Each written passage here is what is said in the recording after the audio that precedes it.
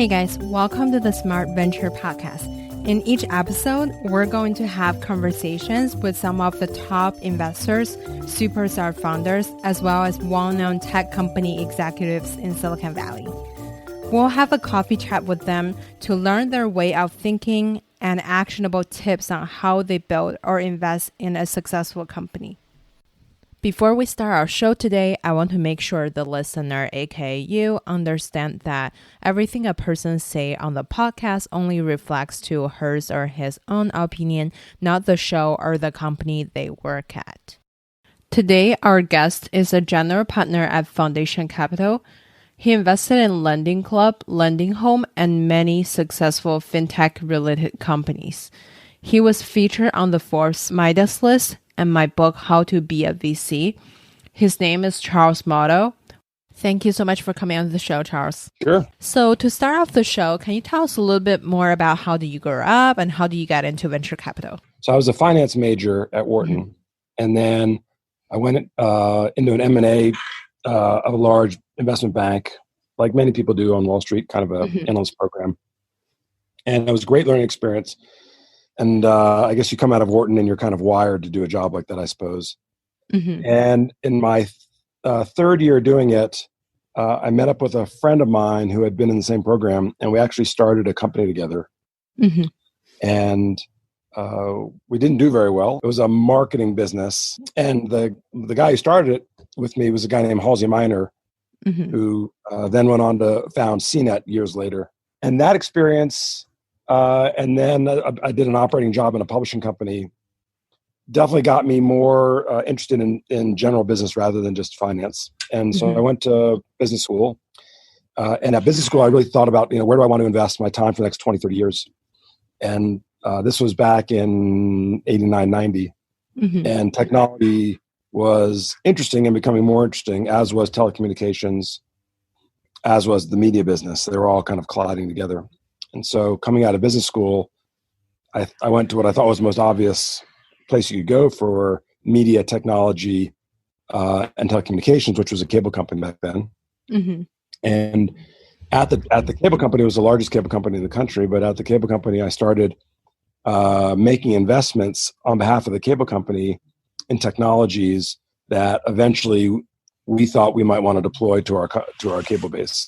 This was things like pay-per-view, and video on demand type services. And while I was doing that, I got to know John Doerr from Kleiner Perkins, and we co-invested in a couple of projects together. And then we collectively, Kleiner Perkins and TCI, the cable company I worked for, decided to start a company called At Home Network. And that was... so that was the beginning of a kind of a 12-year period for me of working on two startups, where the first one being At Home Network became Excited Home, went public. And then after we sold that to AT&T, I joined a group of guys who were starting a company called Tell Me, and was with Tell Me for about 5.5 years, and then we sold that to Microsoft.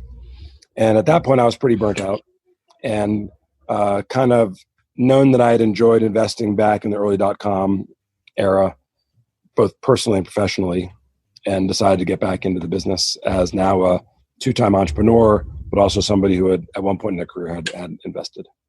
Yeah, having operational experiences definitely adds a lot of value when it comes to investing. Seems like you've picked some really cool companies to join early on and some smart people to work with. How do you identify their good companies early on? What characteristic do you see in them? Well, the first one of the two, At Home, I was kind of the first employee, or kind of I wrote the original business plan, so I was almost like pre-first employee. So in that case, I didn't pick people. We were starting a business, and we were in a sense fully funded from day one, and the job was to go hire a bunch of incredibly talented people to go build this company. And the second one, for Tell Me, I had actually thought about going into venture at that point. But every now and then, it is true that you come across ideas that you think are so transformative. And when I first heard the four original founders of Tell Me describe what they were thinking with utilizing voice recognition, to help people get access to the internet via the phone just seemed like too big of an opportunity to give up. And I really enjoyed the team that they had built. And so I'd say in both cases, if you actually trace back to the alumni networks of those two companies, it's phenomenal what people have gone on to achieve. And so it does speak to either good fortune or maybe I do have some meter for quality individuals, but the quality of those people was in hindsight outstanding. I think it's really smart to pick the right people instead of just following an idea. In terms of figuring out a particular sector to invest in, how do you identify your strengths and selecting an area to focus on? Fintech has a lot of regulations and challenges. Why do you pick it? Got it. I would say I do. The preponderance of my portfolio is fintech related, partly just out of personal interest, I think. Partly because I'm wired that way because of my education and my training, on Wall Street. But it's also just that it's such a big market, and the market has so many different aspects and dynamics to it. And it feels to me like whether it's easier for everybody or just easier for me, but it's easier for me to see where that industry is going than maybe other industries. And so while I also support and kind of manage our consumer practice, which covers marketplaces and e-commerce and a bunch of other things that I also invest in, I would say the majority of my successes have come from fintech. And maybe it's just because I'm better able to maybe see around the corner of that industry than maybe other industries. I don't know. You invest in LendingClub and LendingHome. Can you tell us how did you meet the team and what did you see in these companies that made the investment? I have always found that if I look at the entire portfolio that I've invested in over 15 years, let's just say it's 40 companies. I don't know what the exact number is.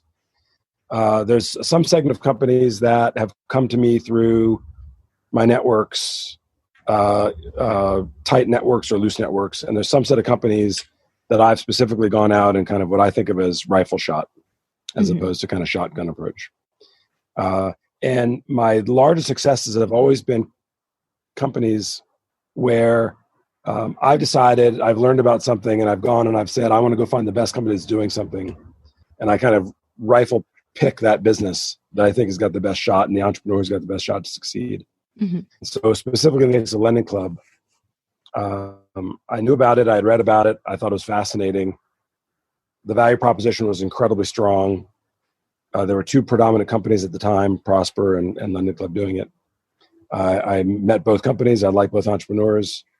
But in the end, I fortunately decided to back Renault at LendingClub, which was, of the two became obviously the much larger success.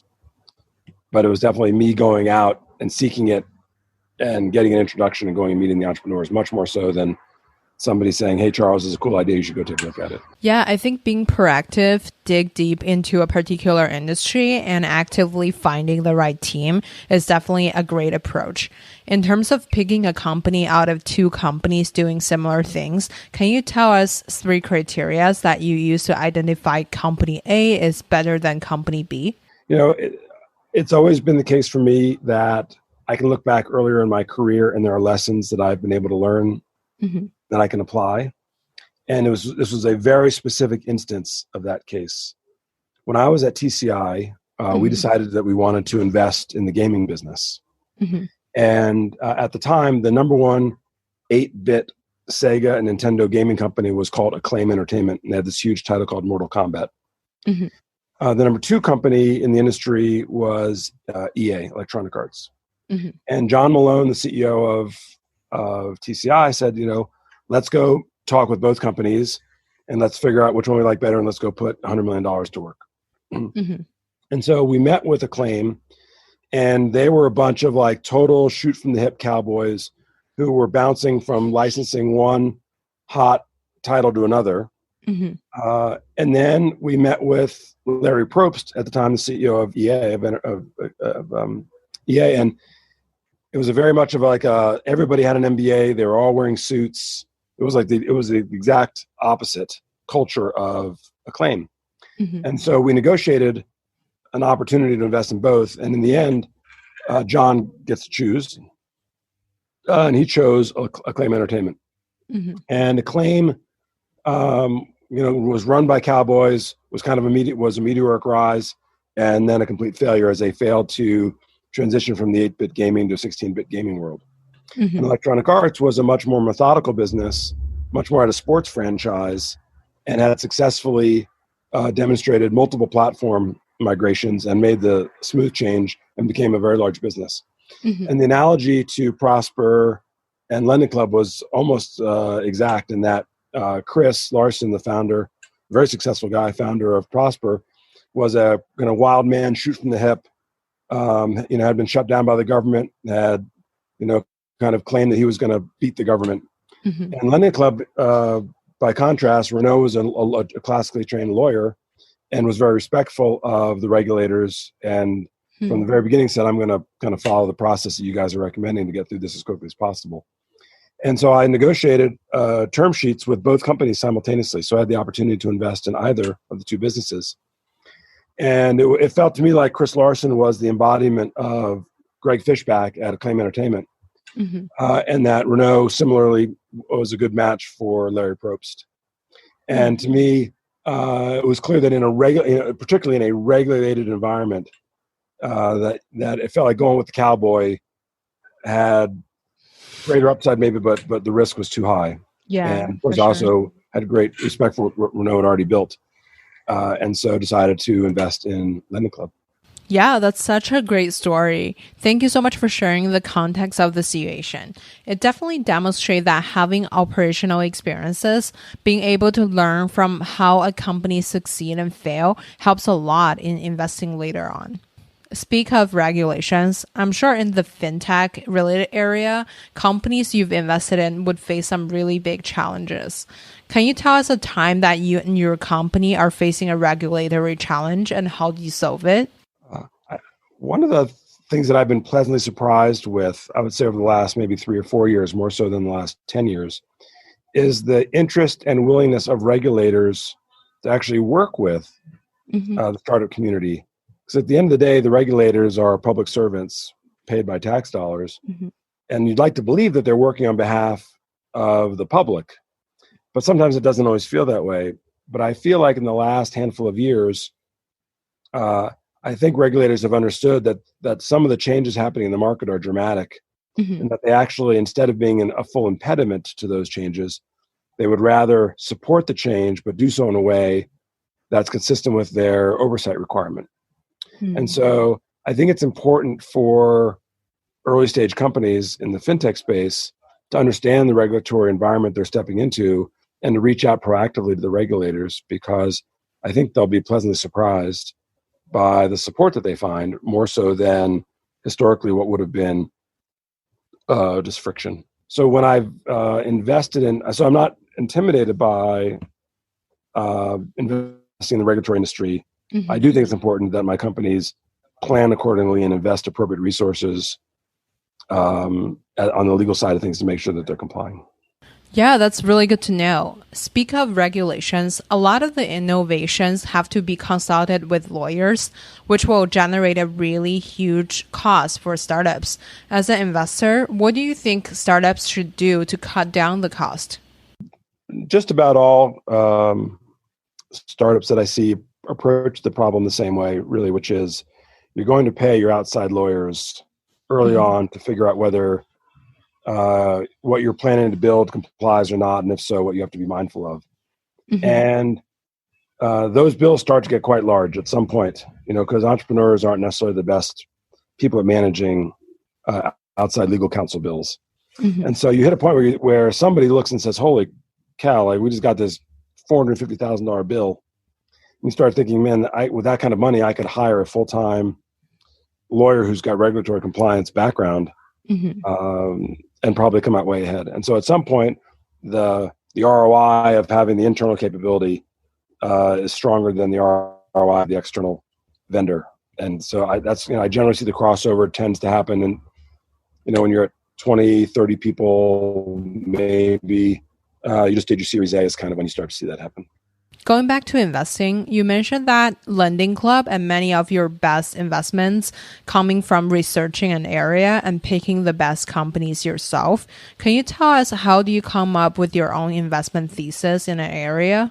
Yeah, I think, Malcolm Gladwell's book, I don't know which book it was in, where he talks about thin slicing, right? Which is this concept where as a result of seeing something so many times, what you believe, what you call your gut, is really just intensive pattern matching. Mm-hmm. And I think one of the things that the venture community is so fortunate to have is entrepreneurs who are relentlessly coming to them, telling them about their ideas. And so we get to pattern match company A, B, C, and D. And we start to see that kind of volume of business. There are some themes that start to emerge where you start to sense, you know what, I feel like there's a trend developing here. And so I think it comes from being out in the community and both watching what your existing portfolio is doing, plus what your startups are doing, much more so than, sitting in a room and staring at walls and saying, consumer banking is due for a revolution. Like that doesn't happen. Yeah. But you start to see, here's somebody who's thinking about getting people access to their payroll more quickly. Here's somebody who's trying to attack the absurdity of overdraft fees. Here's somebody who's trying to have a mobile-centric, mobile-first banking experience. Here's somebody who's trying to think about how to utilize ACH with bill pay. And you start to realize, wow, there's so much activity going on that over time, all of these fragmented components are going to get stitched together somehow and are going to possibly overwhelm what we all think of as traditional banking. And then you see stuff like that happen in the UK before the US, where you've got a more lax regulatory environment. So I'd like to believe that I'm some kind of genius who can predict these huge trends, but I actually think it's much more just assembling a mass amount of data and having your brain kind of find themes from the data.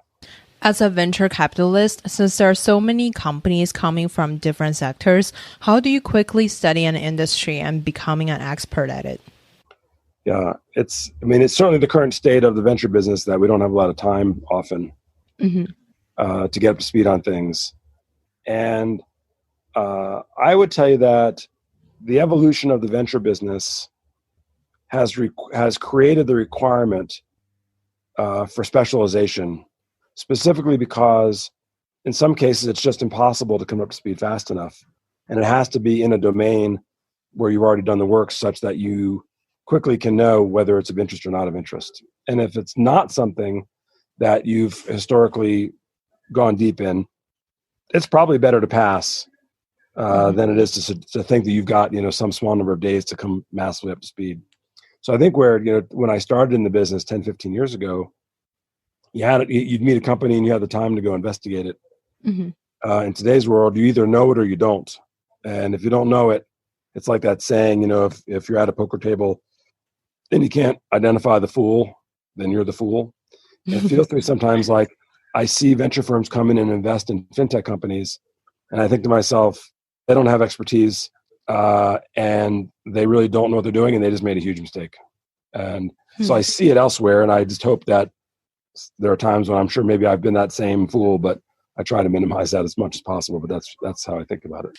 I would say there is one exception to that rule, which is there are just a small number of individuals that most people know through their networks that are just phenomenal business thinkers, entrepreneurs, individuals with strong value systems, strong motivation systems. And whenever you find somebody like that, it's a perfectly legitimate strategy just to simply bet on them no matter what they want to go do. Because they will find the way to success, whether their initial idea is the right idea or whether it's some other idea. There are times when I've just said, this individual is so exceptional, I'm just going to go bet on them.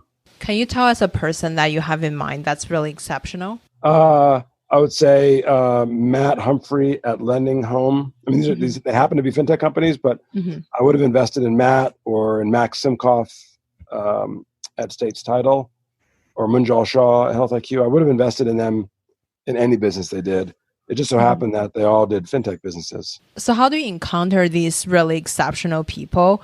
What was your first impression of them when you first meet them? What are some actions you've took to meet and engage with these smart founders and building a strong bond? I think, you can only meet them if you get in front of them. And I think a good question venture people should always ask their own network is, have you met anybody recently, or do you know anybody that you just think is exceptional that I should go meet? It's that simple. And typically you can, that person will make an introduction and say, hey, Charles is a good guy. I've known him for a long time. And Steve, you're, somebody I have a lot of respect for. And I know you guys would really enjoy grabbing coffee. You should meet, and that's usually enough to get connected. That's all we have for today. Thank you so much for listening to this episode of Smart Venture Podcast. Please come back on Wednesday for the second part of the conversation with Charles. If you like it, please hit subscribe so you don't miss any tips from the experts. If you want to see more behind the scene, please go to smartventurepod.com. If you want to connect with me, all my socials are at GraceGoneGG. Beside LinkedIn, it's just Grace Gone. See you next time.